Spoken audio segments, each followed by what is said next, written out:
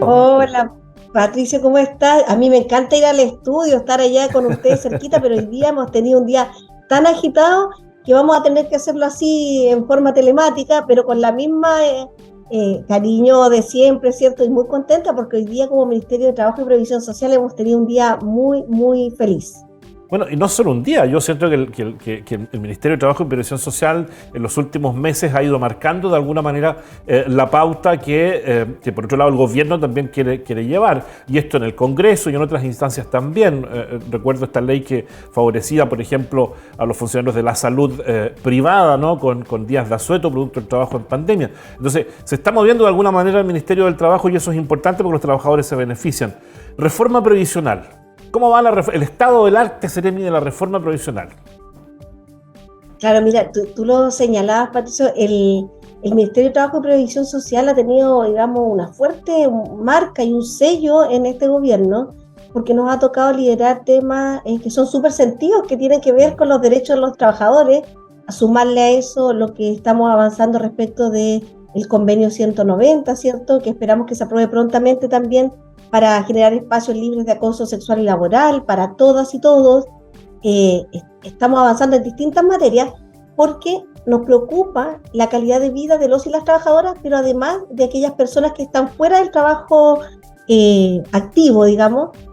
Y el presidente el 7 de noviembre ingresó una reforma de pensiones que es una reforma país, no es una reforma de un gobierno o de un sector político, porque fíjate, Patricio, que esta reforma que ingresó el 7 de noviembre al Parlamento incorpora los trabajos anteriores, los dos intentos anteriores que hizo tanto el presidente Piñera como la presidenta Bachelet, y ambas comisiones, la Bravo, la Marcel, ¿cierto?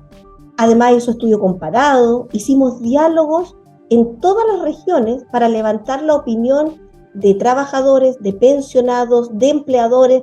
Entonces, y la Subsecretaría de Previsión Social, liderada por el subsecretario Cristian Larraín, ¿cierto?, con una unidad de estudios muy seria, un trabajo muy sesudo, digamos, y bien técnico, eh, presentó una reforma bastante potente y hoy día se aprobó, ¿cierto?, en el Parlamento la idea de legislar. ¿Qué quiere decir eso? Que se abre la puerta en el Parlamento para poder empezar a trabajar en detalle ahora lo que se ha sido presentado.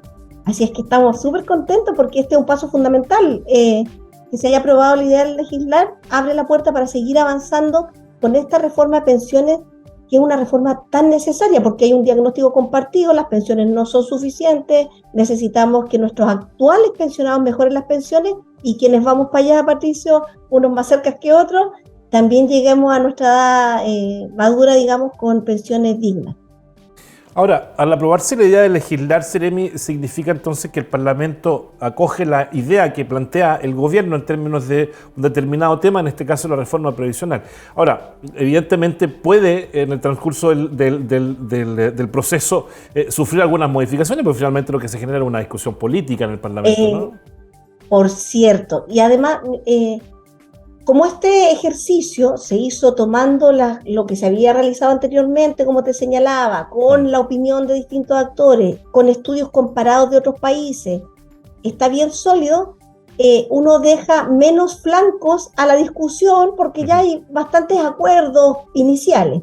Pero, por cierto, hay puntos que dependiendo de la mirada, tiene una distinta opinión y ahí nuestras parlamentarias y parlamentarios van a tener que generar todas las indicaciones y esperamos que las indicaciones que se generen sean para mejorar el proyecto poniendo siempre en el centro a las personas, que el beneficio y que quien esté en el centro del trabajo sean las personas y que podamos tener un buen proyecto al final del proceso. Ahora, también entendemos para que la gente que nos está mirando y nos está escuchando, son procesos que son de largo aliento, no es una cosa que vaya a pasar de la noche a la mañana.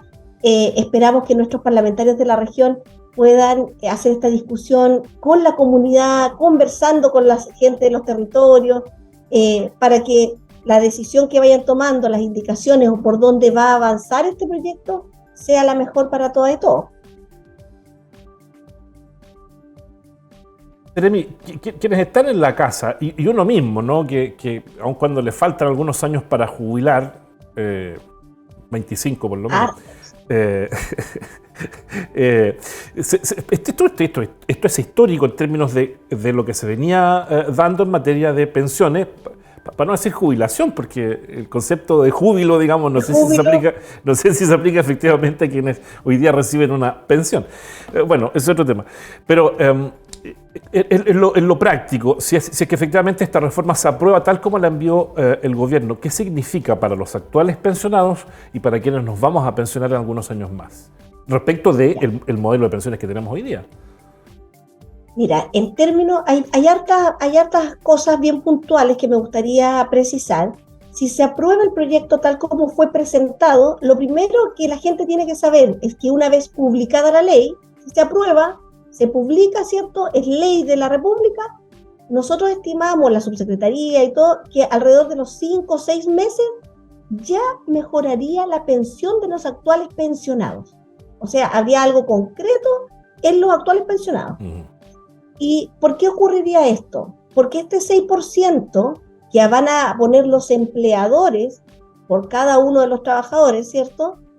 Que va en esta lógica de seguro social, permitiría que a los que ya están pensionados puedan recibir algo de eso, que puedan mejorar sus pensiones. Porque en esta lógica de seguro social, yo soy profesora y me gusta explicarlo como bien en fácil. Si vamos a hacer una torta y tú tienes para poner media docena de huevos, yo pongo una docena de huevos y otra persona pone una bandeja de 30, cuando hagamos la torta, al final tú, yo y el que puso 30 huevitos va a tener el mismo trozo. Por lo tanto, se va a generar un equilibrio para aquellas personas que tienen sueldos más bajos. Y, por ejemplo, una persona que se jubila con un sueldo promedio de 400.000 pesos, en vez de recibir un 6% que puso el empleador a su nombre, va a recibir un 8,2%. Los sueldos de 1,5 millones van a recibir un 6,2%. Y quienes van a aportar en esta solidaridad son sueldos superiores a 2,5 millones de pesos, que en vez de recibir el 6% que el empleador ha dado en su nombre a este sistema de capitalización con lógica de seguro social, van a recibir 5%. Y ese 1% es suficiente para generar un círculo virtuoso y que quienes tienen sueldos más precarios, que es la mayoría, digamos, pueda tener mejores pensiones. Y lo otro es que se genera un ajuste con las mujeres. Porque tú sabes que hombres y mujeres, con los mismos meses de cotizaciones, con todo, tenemos pensiones más bajitas. Entonces se van a considerar hasta 24 cotizaciones por hijo. A las mujeres u hombres que hayan sido cuidadores de personas que tengan dependencia, ¿cierto? También se les va a incorporar un delta. A las mujeres se nos va a considerar la edad o la proyección de vida, al igual que los hombres, ahí también vamos a agarrar otro delta. Entonces, si la reforma se aprueba tal y como está planteada, nosotros podremos mejorar las pensiones de los actuales pensionados, además de los futuros. Si la reforma, porque el punto más crítico, Patricio, tiene que ver con este 6%, que algunos plantean que se vaya todo a la capitalización individual, ¿ya? Y esa distinción genera que en buen chileno cada uno se rasque con sus propias uñas y los que tienen más van a poder solventarse y seguir bien, pero los que tienen menos nos van a dar muchos años para que puedan lograr un estándar mínimo. ¿Qué es lo que tenemos en rigor ahora, ¿no? Con el sistema de capitalización individual a través de los fondos de pensiones? Alguien me decía, mira, ¿y yo por qué tengo que estar subsidiando? Me decía, ¿por qué tengo que estar pasando de mi plata para gente que no ha trabajado nunca?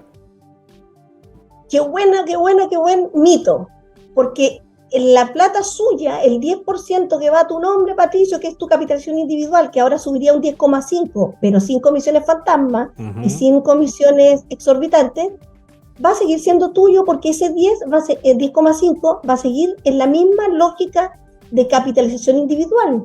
Tú no le vas a aportar a alguien que nunca ha trabajado. El Estado, a través de la PGU, que es un piso que todos vamos a tener, va a aportar a la gente que nunca ha trabajado. Y que además hay que reconocer que nunca ha trabajado remuneradamente, Patricio, porque las mujeres que se han quedado en casa cuidando a los hijos, al marido, para que vayan a trabajar a la cosa más productiva, si nosotros tuviéramos que pagarle, no habría economía que resista. Así es. Porque ellas trabajan mucho, la única diferencia es que no es remunerado.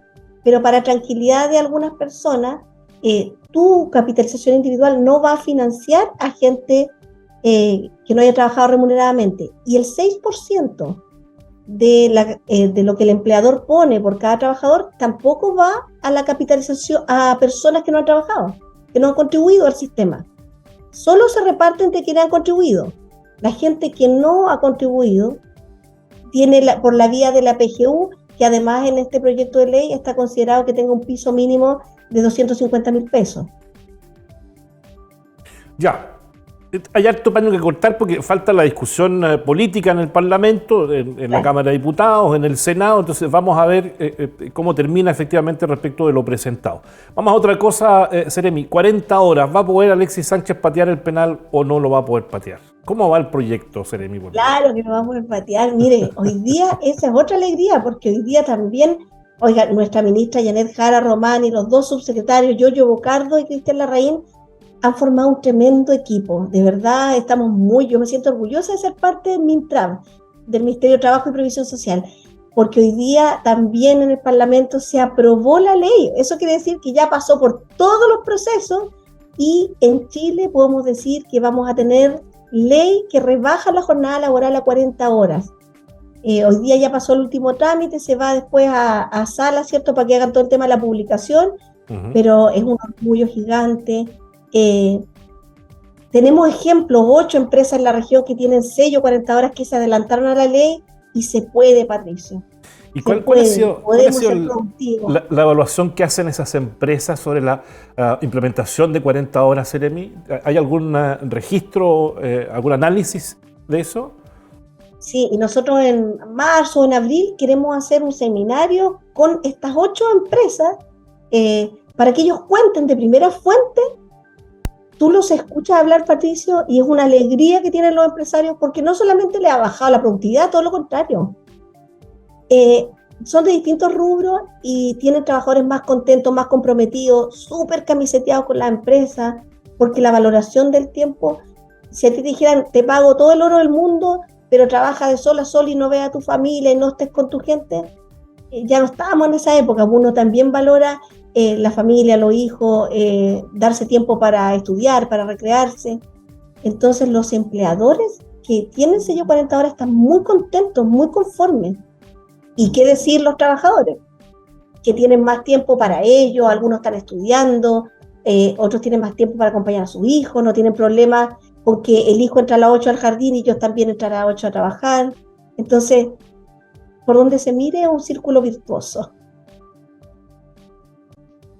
Esto se va a correr para todas las empresas. Me llamó la atención, fíjense que ayer salimos del terminar el programa y nos fuimos a las 7:30, 7:20, a una tienda de retail del centro y estaba cerrada a las 7:20. Entonces me llamó la atención porque antes las tiendas cerraban a las 9 de la noche, digamos, cerrar a las 7:20 ya es un gran avance. Esto de las 40 horas va a correr para todas las empresas, es una norma para todo el mundo trabajador, bueno, salvo los públicos que negocian, digamos, de otra manera. Sí, pero igual hay mesas de trabajo para avanzar con el sector público, pero efectivamente esta modificación es una modificación al Código del Trabajo, por lo tanto a todas las personas que son trabajadores en esta modalidad. También hay que considerar que aquellas industrias o aquellos rubros que por su funcionamiento no les permitan rebajar jornada diaria, por ejemplo, una fundición tiene que estar permanentemente ahí trabajando, seguramente no pueden enfriar los hornos, necesita turno. Entonces, a quienes no pueden rebajar jornada diaria van a tener otro tipo de compensaciones. Por ejemplo, trabajar 4x3 o generar más días de vacaciones, de feriado legal, porque hay industrias o por ejemplo el turismo igual tiene horarios que son diferenciados, que tiene otro tipo de ejecución y se va a ir ajustando, pero la lógica es que ya tenemos en Chile ley de 40 horas. Mire, nos pregunta Patricio Antonio Jorquera, con 40 horas el retail, ¿habrá que tomarse 3 días libres? Para la persona que trabaja en retail, ¿sería un día menos de comisión? Bueno, tal como le estaba señalando y en respuesta, cada rubro, ahora viene todo el proceso de la implementación en cada uno de los rubros. En algunos será más fácil ajustar la jornada laboral diaria, en otros no, y habrá que buscar cuáles mecanismos. Efectivamente, uno de los temas que se ha conversado harto tiene que ver con los comisionistas, y ahí hay temas en los cuales avanzar en la implementación. O las personas que trabajan en el norte, que tienen estadía, no sé, cada rubro va a tener una fórmula distinta para llegar a la rebaja efectiva, porque además el espíritu de esta ley, y nosotros como gobierno nos vamos a preocupar de que así sea, es que sea un beneficio para los trabajadores, que tengan una rebaja efectiva de sus jornadas laborales, y no que esto se transforme en algo que pueda flexibilizar, entre comillas, y perjudicar al trabajador más que beneficiar. Ahora, Seremi, eventualmente pudiera esto generar, si es que ustedes lo midieron en la pregunta, pudiera generar un impacto en la economía. Pienso, por ejemplo, en una empresa que por un sistema de turnos, porque la dinámica de funcionamiento así lo requiere, eventualmente tiene 2 trabajadores, va a tener que contratar a otro trabajador para poder efectivamente cumplir con la ley, pero también poder cumplir con los procesos de producción. Y el costo finalmente de contratar a otro trabajador se va a traducir en que el producto que yo vendo va a ser más caro porque tengo un costo adicional y ese costo se traspasa finalmente al cliente. En momentos de inflación como el que estamos viviendo, de esta inflación, de hecho creo que es el concepto técnico, no significa de alguna manera aumentar costos, el costo de la vida, por ejemplo, el IPC, en fin. Mira, de hecho, como se evalúan todas las aristas, y ahí los economistas que son más entendidos, ¿cierto?, están con estudios acabados respecto a la materia, hay indicaciones en la ley que primero va a ser gradual, no es algo que va a ocurrir de la noche a la mañana. Acuérdense que esto es, las 40 horas vienen a 5 años, quiere decir que, si mal no recuerdo, los primeros 2 bajamos a 43, al siguiente o los 2 siguientes años, el cuarto año bajamos a 41, no me acuerdo muy bien, pero es gradual. Es gradual, es paulatino. Lo importante es señalar eso, digamos. Es gradual, pero además contempla que las instituciones del Estado, por ejemplo, la Dirección del Trabajo, por ejemplo, CENSE, hagamos acompañamientos y formemos a las empresas para adecuarse a esta nueva normativa, que no vayan caminando solos y que no lo tengan que hacer de golpe, que puedan mejorar procesos. Entonces, esto también va a tener un acompañamiento bien cercano para las empresas que tengan que implementar la normativa. Ya, vamos a esperar entonces la promulgación de la ley. Tiene que ir a tercer trámite a la Cámara de Diputados, que, bueno, se resolvió en comisión mixta, entiendo, entonces ya estaría resuelto en la Cámara de Diputados, y luego al despacho del presidente, es decir, la Contraloría, el presidente, y luego se publica en el Diario Oficial para que efectivamente sea ley. Como hoy día salió del Senado en forma unánime y todo, ya va solo a despacho para publicar, así que estamos atentos. Ya, ok. Es decir, va el presidente es decir, Contraloría, firma el presidente, publicación en el Diario Oficial, y ya con eso se constituye efectivamente ley de la República. Seremi, vamos a esto del trabajo de temporada. ¿Qué es el trabajador de temporada? ¿Qué es un trabajo de temporada? Es una perogrullada lo que le estoy preguntando, pero vale la pena, digamos, partir de una base conceptual para poder desarrollar la conversación. Bueno, primero que está asociado, ¿cierto?, tal como lo señala, a un periodo de tiempo acotado y por funciones acotadas. Por ejemplo, lo que uno se le viene al tiro a la cabeza cuando habla de temporada o temporero, de la gente que trabaja en la cosecha. Hay en la agricultura, ¿cierto? Hay ciertas, por ejemplo, la arándano, que es como algo que se me viene ahora a la cabeza, tiene que tener una cosecha que es manual en algunos casos, sobre todo cuando es de exportación, para que el trato sea más fino. Hay que hacerlo en ciertos horarios y de manera bien masiva, digamos, para que pueda eso estar a tiempo y en forma. Y estos trabajos que son de temporada, por breve que pueda ser, ¿cierto?, el paso de este trabajador por la empresa, tiene que estar normado, reglado, con contrato de trabajo, con todo lo que le corresponde a un trabajador, ¿cierto? Y en ese sentido, nosotros hay antecedentes que, por ejemplo, las tasas de accidentabilidad en trabajos de temporada son de alrededor de un 3,9 y el promedio general es de un 2,6. Entonces, porque a veces ingresa gente que no está tan preparada o no ha recibido las inducciones como corresponden, en algunos casos no hay entrega, por ejemplo, de los elementos de protección personal. Entonces el trabajo de temporada es bien riesgoso y hay que estar bien atento, y por eso a través de la Dirección del Trabajo, Carolina Ojeda, que es su directora, ¿cierto?, en la región de Araucanía, ha programado fiscalizaciones, de más de 30 fiscalizaciones en esta temporada, digamos, al tema agrícola, por ejemplo, a las faenas, a los packing, al transporte, Patricio, porque también es un elemento súper complejo el transporte de las personas que trabajan como temporeros. El turismo, porque pienso, por ejemplo, Seremi, que algunos hoteles, de cadenas de hoteles, estoy pensando en Pucón, por ejemplo, se preparan de alguna manera contratando más personal en esta temporada porque tienen una demanda mayor. ¿Esos también son calificados trabajadores de temporada? Estoy pensando, por ejemplo, en el Botones que se contrata solo por enero y febrero porque es donde tiene más demanda el hotel.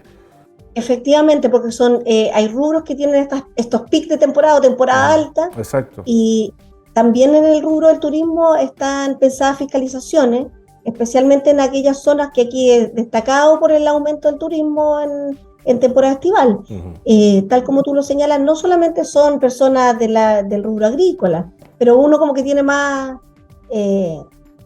vínculo con ese tema. Y como te digo, desde la Dirección del Trabajo se están programando fiscalizaciones, pero además es importante, y agradezco que ustedes siempre nos den el espacio, que aquellas personas que estén trabajando como temporeros, ya sea en una faena agrícola o en el sector turismo, que sientan que sus derechos fundamentales de trabajadores están siendo vulnerados, ya sea porque no tienen un contrato, porque no están cumpliendo los horarios que corresponden, porque no se les cancelan las remuneraciones en tiempo y forma, no se les entregan los elementos de protección personal, puedan concurrir a las inspecciones del trabajo o hacerlo a través de la web de la Dirección del Trabajo.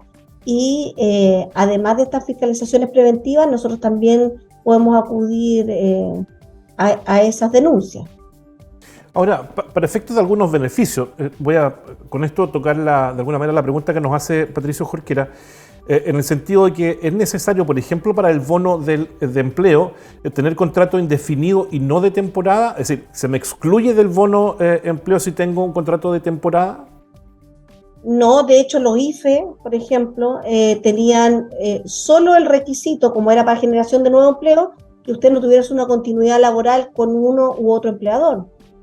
Teniendo una ventana de un mes, si no mal no recuerdo, de no tener un vínculo laboral, podía perfectamente acceder aunque su contrato fuese temporal o con plazo fijo. Entonces, yo lo que invitaría es a ver las páginas oficiales, por ejemplo, cuando aparece alguna noticia del IFE o alguna noticia de algún bono, ir a la página oficial. La página del Chile Atiende tiene más de 2.000 trámites en línea, que la gente vaya ingresando. Chile Atiende, además, que también depende de nuestro ministerio, fue premiado por